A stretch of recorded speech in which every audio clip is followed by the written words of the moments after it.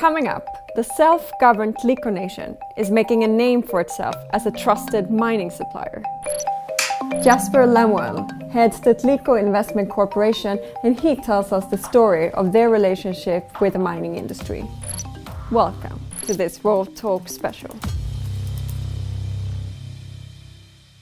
Jasper, welcome to this World Talk special edition. Thank you for inviting me. For a long time, many indigenous communities, they aspire to self-govern their territories. This is something that actually happened to the Tlicho Nation about 15 years ago. What has changed for the communities since?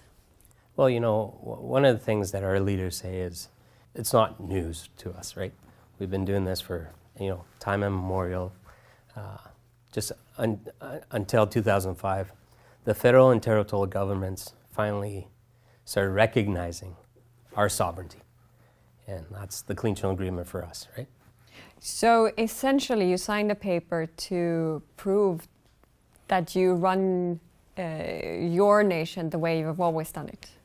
I agree. We just basically put our model on paper, and that's, in my opinion, right? That's pretty much how it happened. So we're talking about self-government, but what does that mean in practice? Well, for the Tlicho, our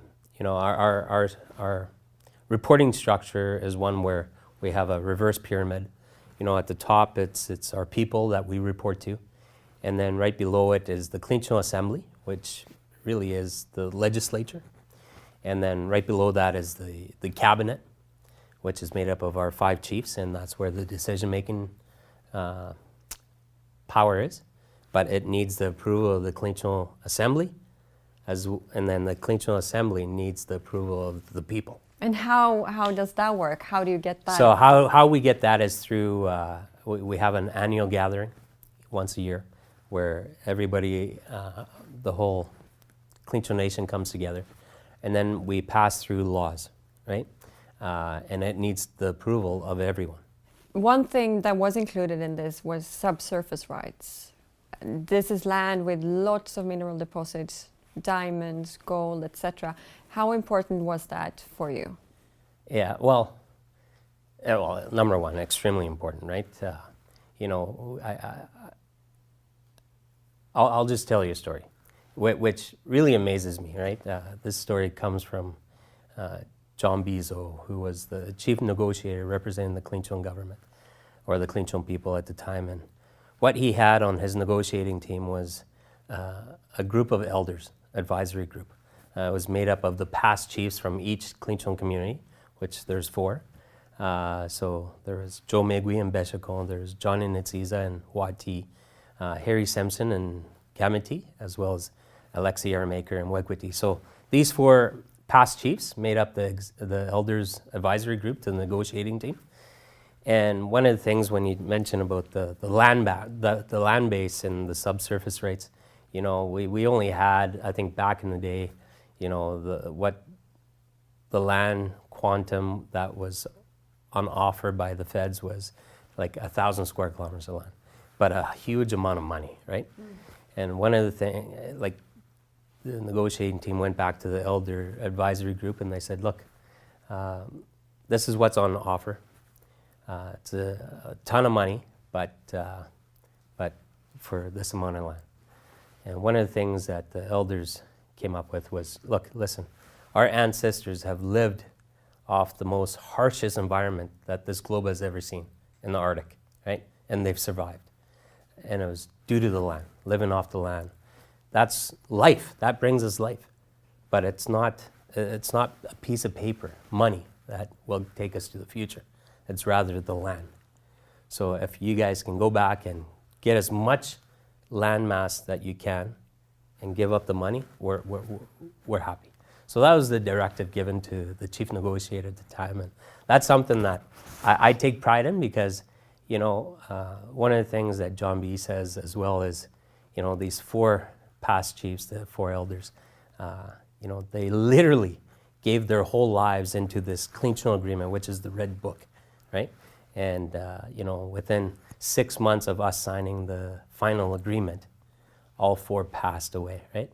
So literally they've given their whole lives into this agreement for the survival of generations that are yet to come of the Tlicho people. That to me is true sacrifice, and that's something that it amazes me that that's something that they've done for people like me and my kids and the generations that are yet to come for the Tlicho. And from this agreement, they formed a government, Tlicho government, but also Tlicho Investment Corporation, where you work. Yeah.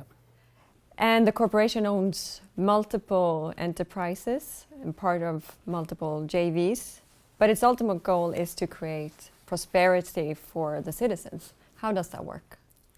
Well, how it works is obviously our vision is to employ, train, and build capacity, right? We've been at it for the last 20 years.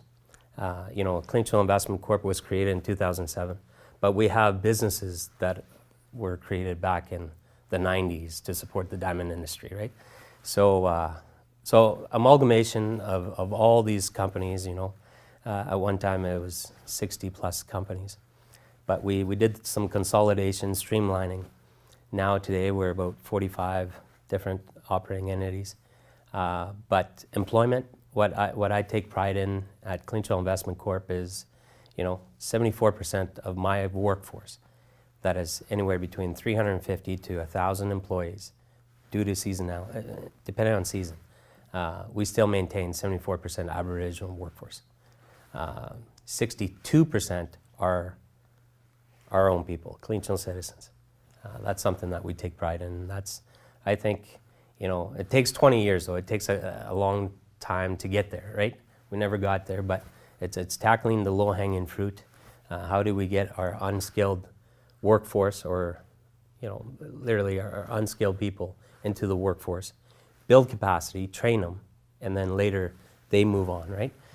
For myself, when I first started, I was 20 years old. I was, in a labor position. I was picking garbage, delivering potable water, driving the bus, these things. But, at that point, I was a year into it. I still had 40 years of, a career ahead of me, and I didn't want to do that. So what I did was, the first opportunity that came, power engineering, I became a fourth-class power engineer. And then after that, I thought maybe I'll get into instrumentation because that looked fascinating to me. And I did, I got my ticket there after, 4 years. And today, 3 months away from getting my master's in business. But that's what Tlicho Investment Corp is all about, is building capacity, creating that opportunity, the employment opportunity, training, and then building capacity and getting better, right? And for 20 years we've been doing it, and here today we're at that point, So that's something I take great pride in. And this self-governed model seems to be working very well for you and seems to be what you have done forever. In terms of economic reconciliation, do you see this as a model that is the only way forward for economic reconciliation, or can you envision other ways to govern nations?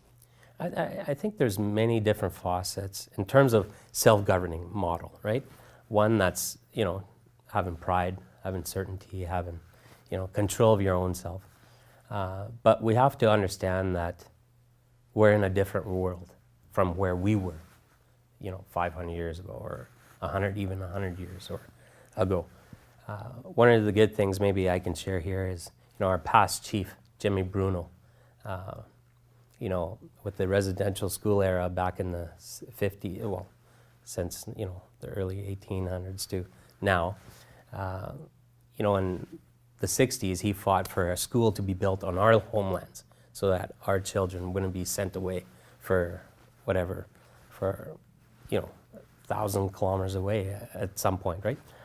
So what he did, he lobbied the federal government, finally built a school in a matter of 2 years, right on our homeland.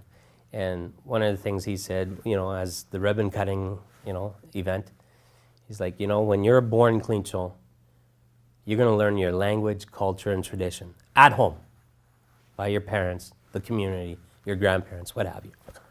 But when you enter this institution, and when you finish going through this institution, which is the school, only then will you be strong like two people. And that's the most famous quote of our past chiefs, right? Is being strong like two people, meaning be strong of being Tlicho, language, culture, tradition, but also learn the Western society, because regardless of whether you like it or not, that's going to over-encompass you. It's coming north, right? Our southern neighbors, our southern First Nations, have seen it since 1492, right?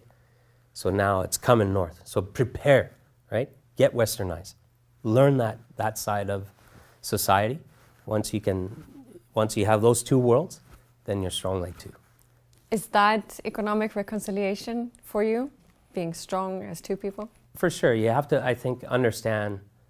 First of all, I think the first thing is you have to come to the realization that you can't go back in time and live off the land, right? That's in my opinion, that's a recreational play today for First Nations.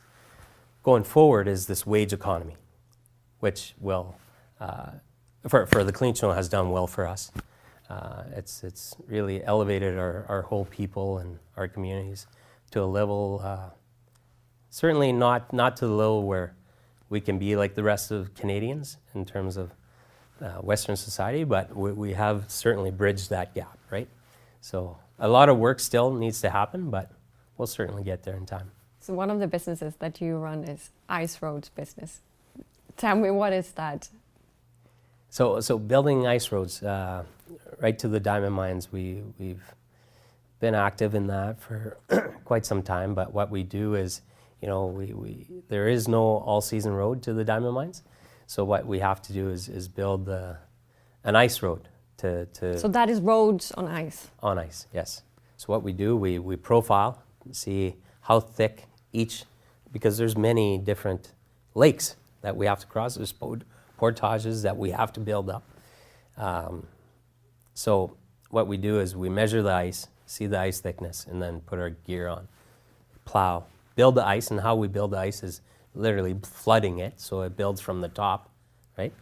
And once it gets to a certain level, you're good to go. Then we transport 10,000 loads each year. And for how long do these roads last? They up to the mines, it's 6 to 8 weeks typically. So that's a very short window. A very short window to transport 10,000 loads, which is really the lifeline of these diamond mines, right? So it's an incredible feat. One of the things that I like about this is, and we do the same for our 3 outlining communities as well, is that we've developed a crew that there's not necessarily, you don't need you need some sort of training to get there, but we have this group that have been together for quite some time, and now they build the roads, and no engineers, none of that, right? I mean, we have supporting cast, but the guys that are on the road, they do a phenomenal job. As far as I understand, you're now looking to beyond providing services to the mining industry. Is owning and managing your own mines the end goal? I think that is the ultimate goal, right? For the Tlicho anyways. I mean, when we have 39,000 square kilometers of land that we own subsurface rights to, with an endless amount, it seems, of natural resources, that is the ultimate goal for us, is to get there. What kind of time horizon are we talking about? When do you think that will happen? I'd say over the next 5 to 10 years. Not that we'll have an operating mine, but we are pursuing those initiatives.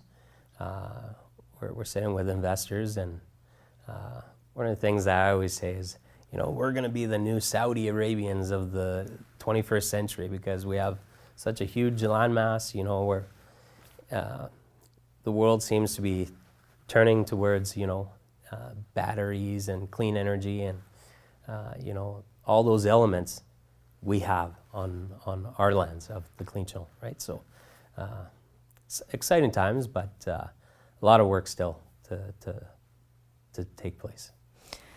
Let me finish this off by asking you a quite simple but very important question. What does economic reconciliation mean to you? Opportunity, right? That's all we ever ask for is give us an opportunity. You know, it'll take time to get there, but all we want is opportunity, and that's through industry, through governments. Give us that opportunity, right? We just need that one spark. Once we have it, I think we can achieve a lot, I think, in my opinion. Jasper, thank you very much for joining Raw Talks. Thank you.